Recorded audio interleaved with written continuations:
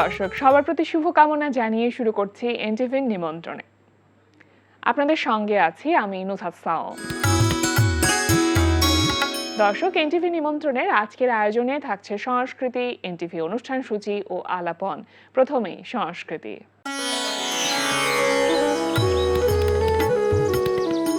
Greek picture library ও south Asian media ইনস্টিটিউটের যৌথ আয়োজনে ঢাকায় অনুষ্ঠিত হচ্ছে 11তম আন্তর্জাতিক আলোকচিত্র উৎসব ছবি মেলা। বাংলাদেশ শিল্পকলা একাডেমি, জাতীয় জাদুঘর, আলিয়াস প্রশস্ত ঢাকা, দৃকপাট ভবন ও জাতীয় সংসদের দক্ষিণ প্লাজায় উৎসবটি অনুষ্ঠিত হচ্ছে। ছবি মেলা চলবে 31 জানুয়ারি পর্যন্ত। উত্তরার গ্যালারি কায়ায় অনুষ্ঠিত হচ্ছে 79 জন শিল্পীর 355টি চিত্রকর্ম নিয়ে আর্ট এফোর্ডেবল ফেস্টিভ্যাল চলবে 28 ফেব্রুয়ারি পর্যন্ত।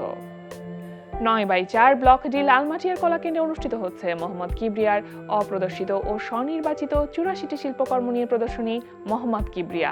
প্রতিদিন বেলা 11টা থেকে রাত 8টা এই সময়ে প্রদর্শনী চলবে 26 জানুয়ারি পর্যন্ত। এবার এনটিভি অনুষ্ঠান সূচি। এবার জানিয়ে দিচ্ছে এনটিভির আজ রাতের বিশেষ অনুষ্ঠানগুলির সময়সূচি। সন্ধ্যা 6:15 থাকছে সমসাময়িক বিষয় নিয়ে অনুষ্ঠান সংলাপ প্রতিদিন।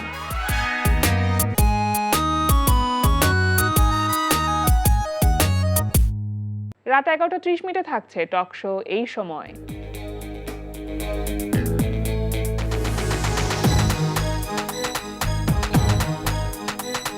এই ছিল এনটিভির আজ রাতের বিশেষ অনুষ্ঠানগুলির সময়সূচি। এবার আলাপন। প্রিয় দর্শক, আমাদের আলাপনের আজকের অতিথি সঙ্গীত পরিচালক অনিরুদ্ধ হৃদয়। শুভ সকাল। শুভ সকাল। কেমন আছেন? ভালো আছি, আপনি? আমি তো খুব ভালো আছি। একজন সঙ্গীত পরিচালককে আজকে আমরা পেয়েছি। সঙ্গীত পরিচালক হওয়া বা যে কোনো আসলে শিল্পের সাথে থাকা একটা লম্বা সময়ের ব্যাপার, অনেক সাধনার ব্যাপার, অনেক পরিশ্রম আছে এটার পেছনে। তো এই পর্যায়ে আসতে তো অনেক কষ্ট করতে হয়েছে। সেই যাত্রাপথের গল্পগুলো একটু জানবো, কিন্তু তার আগে যেটা জানতে চাইবো আপনার কাছে দ্য হেজ সম্পর্কে। আপনি এটা নির্মাণ করেননি, কিন্তু আপনি পুরো সঙ্গীত পরিচালনার কাজটি করেছেন। একটু জানি যে আসলে দ্য হেজ কিসের উপর নির্মাণ করা হয়েছে। আচ্ছা, দ্য হেজ শর্ট ফিল্মটা একটা এক্সপেরিমেন্টাল শর্ট ফিল্ম। এটা নির্মিত হয়েছে একজন চেইন স্মোকারের যে ইন্টারনাল সাইকোলজিক্যাল বিপর্যয় তার উপরে। তো এটার যে প্রোটাগনিস্ট ক্যারেক্টার, সে একজন চেইন স্মোকার। সে এক্সামিনেশন হলে থাকাকালীন অবস্থায় যখন সে অনেকক্ষণ স্মোকিং করতে পারে না, তখন তার যে মানসিক বিপর্যয়টা হয়, তার যে ইন্টারনাল ক্রাইসিস, সেই কমপ্লেক্সিটিটাকেই মানে মানসিক যে দ্বন্দ্ব, সেই জায়গাটা, সেই কমপ্লেক্সিটিটাকেই আমি মিউজিকের মাধ্যমে তুলে ধরতে চেষ্টা করেছি। আচ্ছা, যিনি নির্মাতা তার নামটা একবার জানতে চাই। নাসির খন্দকার। আচ্ছা, নাসির খন্দকারের ডিরেকশন, কিন্তু আপনি যখন সঙ্গীত পরিচালনার কাজটি করতে গেলেন তখন নিশ্চয়ই আপনারও কিছু থট ছিল যে এই পুরো ফিল্মটাকে একটা মানুষের মানসিক দ্বন্দ্বকে স্ক্রিনে সুন্দরভাবে ফুটিয়ে তোলার জন্য ব্যাকগ্রাউন্ড যে স্কোর থাকে সেটা তো অনেক ইম্পর্টেন্ট।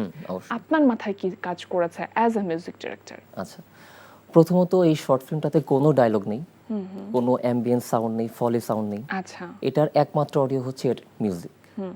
নাসির যখন আমার কাছে 16 মিনিটের একটা এরকম শর্ট ফিল্ম নিয়ে আসে, আমি জীবনে এরকম কিছু দেখিনি যে 16 মিনিট আমাকে একটানা মিউজিক করতে হবে।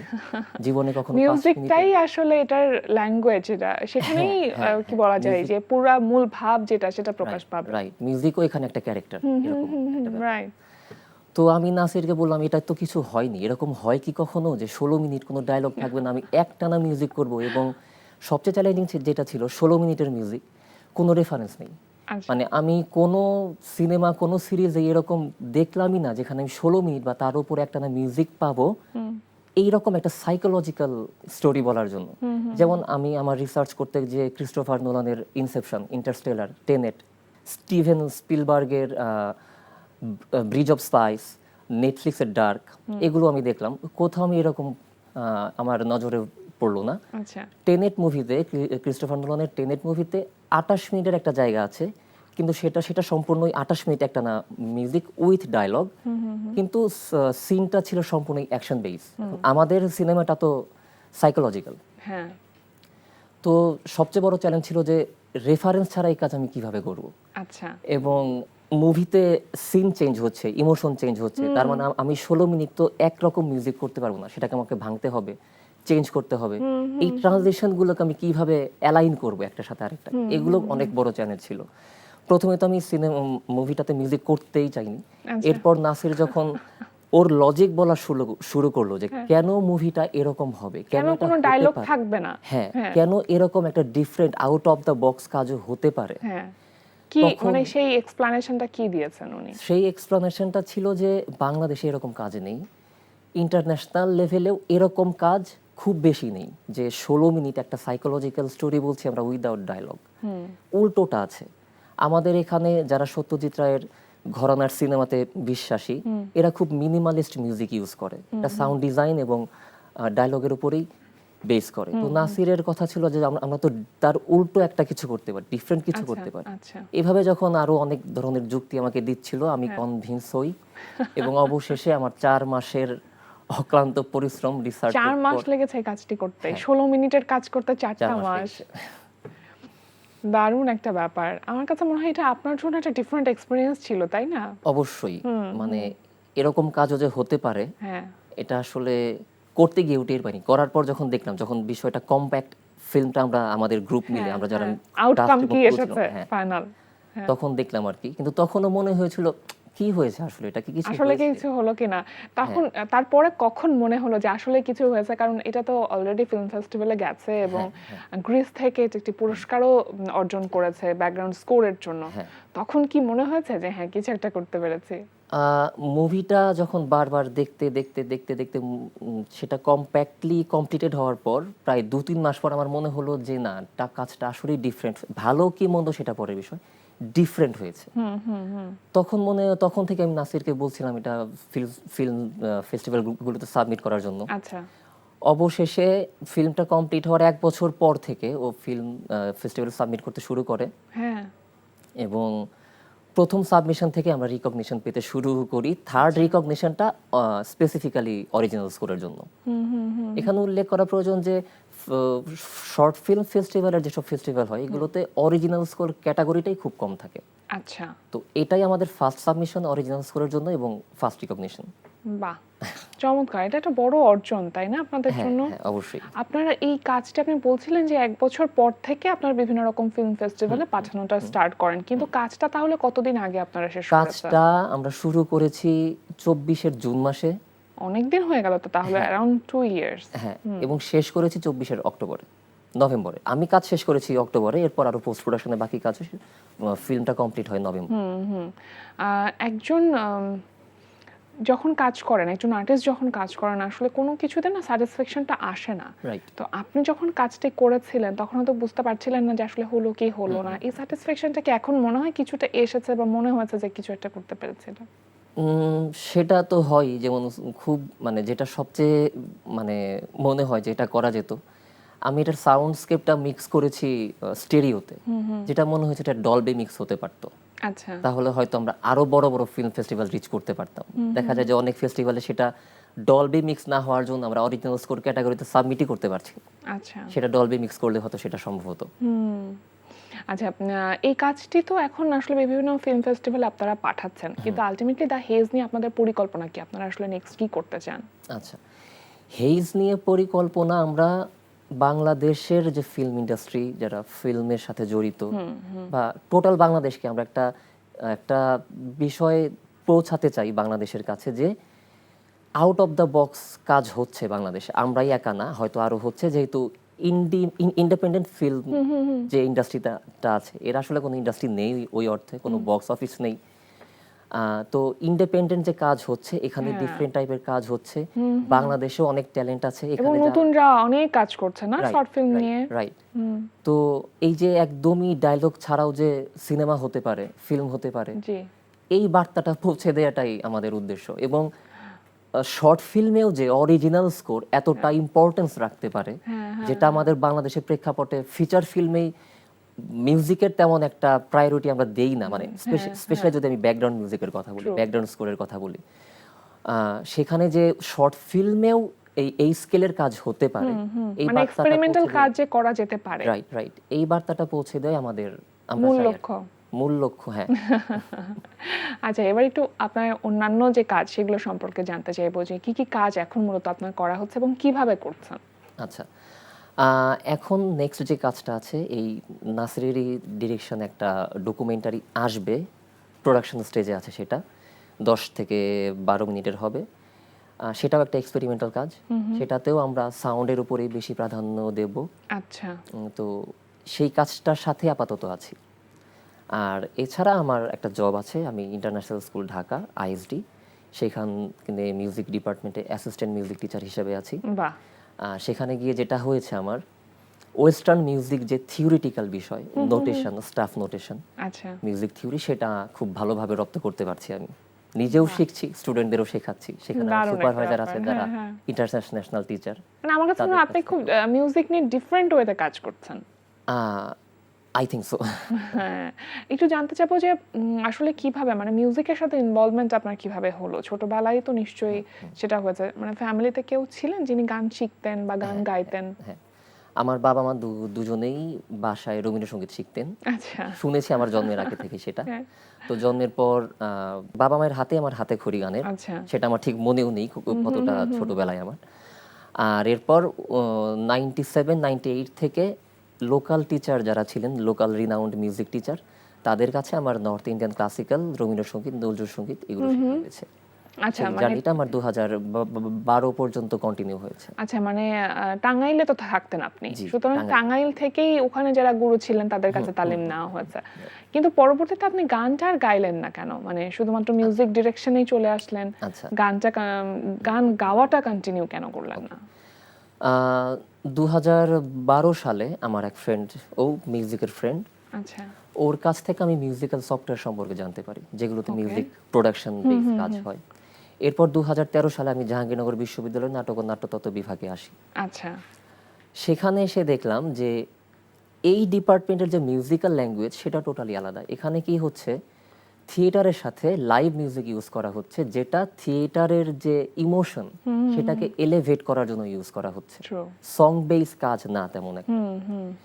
সেখানে 13 সালে ডিপার্টমেন্টে আসা এবং সেখানে আরশিনগর থিয়েটারের সাথে কাজ করা, আচ্ছা। আমার একজন প্রফেসর রশিদ হারুন, ওনার সাথে পাপেট থিয়েটার নিয়ে কাজ করা, আচ্ছা। আরশিনগর থিয়েটার এবং পাপেট থিয়েটার নিয়ে দেশের বাইরে শো করতে যাওয়া, বাহ। সেখানকার কম্পোজারদের সাথে পরিচিত হওয়া, সেখানকার তাদের মিউজিক্যাল ল্যাঙ্গুয়েজ সম্পর্কে জানা, এগুলো আমাকে আস্তে আস্তে সং বেস কাজ থেকে স্টোরি টেলিং এর মিউজিকের দিকে নিয়ে আসে। দারুণ ব্যাপার। ধন্যবাদ। এবং এরপর যখন আমার পড়াশোনা প্রায় শেষ হয়ে যায়, যখন আমি ডিসিশন নিতে শুরু করি যে আমার কি করা উচিত, হ্যাঁ। তখন আমি ডিসিশন নেই যে না, আমি মিউজিকটাকে প্রফেশন হিসেবে নেব এবং অবশ্যই সেটা সং বেস কাজ হবে না, স্টোরি টেলিং এর মিউজিকটাকে আমি প্রফেশন হিসেবে নেব, আচ্ছা। যেটাকে আমরা বলতে পারি মিউজিক ফর ভিজুয়াল মিডিয়া বা ফিল্ম। ওকে। আর মিউজিকটাকেই যে প্রফেশন হিসেবে নেব, এই ক্ষেত্রে আমার এক ফ্রেন্ডের অনেক বড় অবদান আছে। আমাকে এটা বোঝানো যে মিউজিকটাই তোর জন্য অ্যাপ্রোপ্রিয়েট প্রফেশন। নবমিতা নিপু নামে আমার এক ফ্রেন্ড আছে, আমার ইউনিভার্সিটি ক্লাসমেট। আচ্ছা। ওর অবদান ক্ষেত্রে অনেক। ওই আমাকে গুতিয়ে গুতিয়ে এটা বোঝাতে পেরেছে যে হ্যাঁ, মিউজিকটাই আমার জন্য আপনার জন্য প্রযোজ্য এটা। রাইট। ছোটবেলায় কি হতে চেয়েছিলেন?